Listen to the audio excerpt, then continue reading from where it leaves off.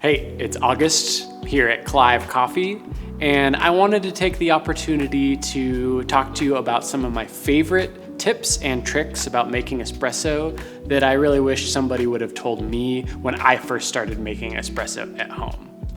There'll be some tips that probably sound a little more obvious to some, and there'll be some tips that are a little more obscure and niche, but I think whether you're a beginner or an expert, there'll be something that you can take away from this video and start putting into practice. Let's get into it. My first tip is going to be talking about towels. This might sound familiar if you watched our video all about the tools of making espresso, but I really can't say enough about towels. I like to use at least 2 towels. One will be for wiping the steam wand and one will be for wiping the inside of the portafilter basket out. I also like to have a clean dry towel that will be used to only wipe the countertops, as well as another clean dry towel that is used to wipe the drip tray and the backsplash of the espresso machine. That way you're not accidentally wiping old milk all over your espresso machine, you're not getting coffee grounds onto the steam wand itself, makes the whole process much cleaner. Wiping the steam wand, for example, is much easier with a damp towel, whereas when you go to clean and dry your portafilter basket, you certainly want to be using a perfectly dry towel to do that.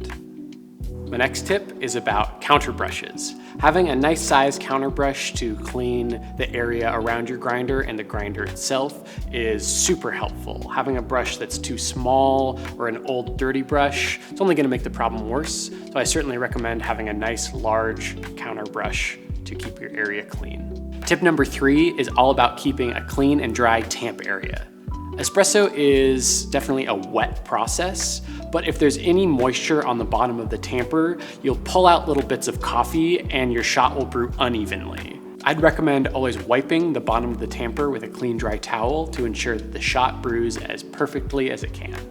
Next tip is about having a dedicated cleaning bucket. If you store everything in this bucket, you won't have to go looking when it's time to clean your espresso machine, and it will give us enough room to make sure that all the components of our espresso machine can be cleaned all at the same time.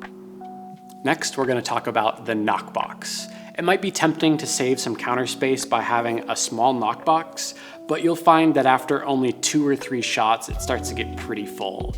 If you have the room, having a slightly larger knockbox is incredibly helpful. As well, make sure that you know where you're gonna empty the knockbox when it gets full. There's nothing worse than scrambling around with a knockbox filled to the brim of coffee grounds with nowhere to dump it.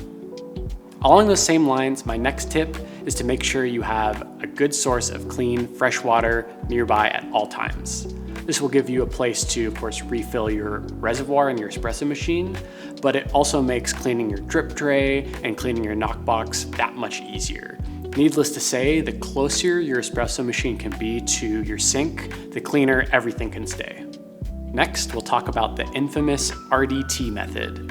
RDT can seem a little bit fussy from the outside, but if you are single dosing your coffee, it goes a long way to keeping your station clean. Just a few small sprays of water in with your coffee beans before you grind them isn't going to hurt your grinder, but it goes a long way to reducing static electricity. My next tip isn't something that I could tell to a professional barista working behind the bar in a coffee shop, but I can tell an average home barista. And that is, even if your shot doesn't brew perfectly, it'll still taste great in a milk drink. It's not always worth the endless pursuit of perfection, and if your shot brewed a little fast or a little slow, mixing it with milk is a great way to still enjoy all your hard work. If your espresso machine has a hot water tap, this next tip is for you. It might be tempting to try to pull 10 or 12 ounces of water from that tap to make an Americano, but it's worth remembering that that hot water is most likely coming from the steam boiler of your espresso machine.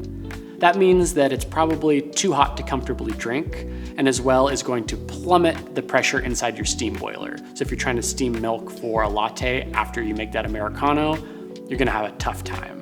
So while you might not want to use that hot water tap to actually make beverages with, for the health of your machine, it is best to purge water through that hot water tap as often as you can.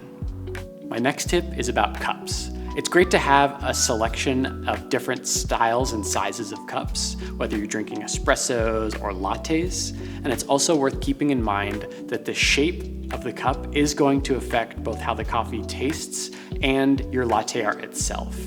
For the best latte art possible, we're looking for a nice wide cup with a rounded bottom. Next, we'll talk about some of the quirks of owning an espresso machine on the day-to-day. These things can make some weird noises sometimes, whether they're automatically refilling a boiler, they're pressurizing for the first time, or the vibratory pump is rattling around.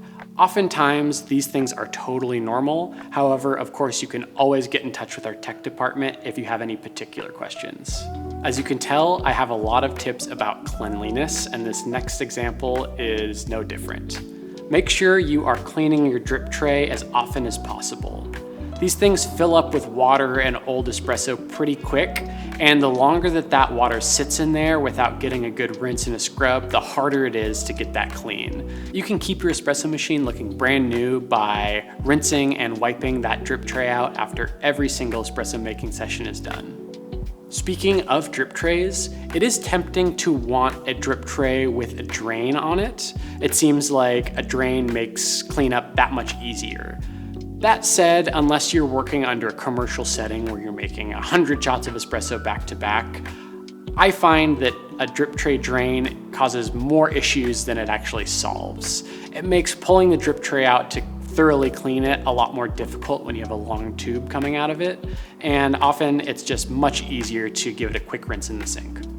My final tip is one that I hear very often, and for good reason. And that is to not be afraid of purging coffee through your grinder in between making grind adjustments. It might seem like it's a little bit wasteful up front to have to throw away some of that coffee, but I promise you that in the long run, you're gonna save time and you're gonna save coffee by making sure when you pull a shot, you're only getting the results from that new grind setting. I learned something new about making home espresso almost every single day, and I bet you have something to teach me. If I missed any of your favorite espresso tips, especially about cleaning, please leave them in the comments down below, and we'll see you in the next video. Don't forget to like and subscribe.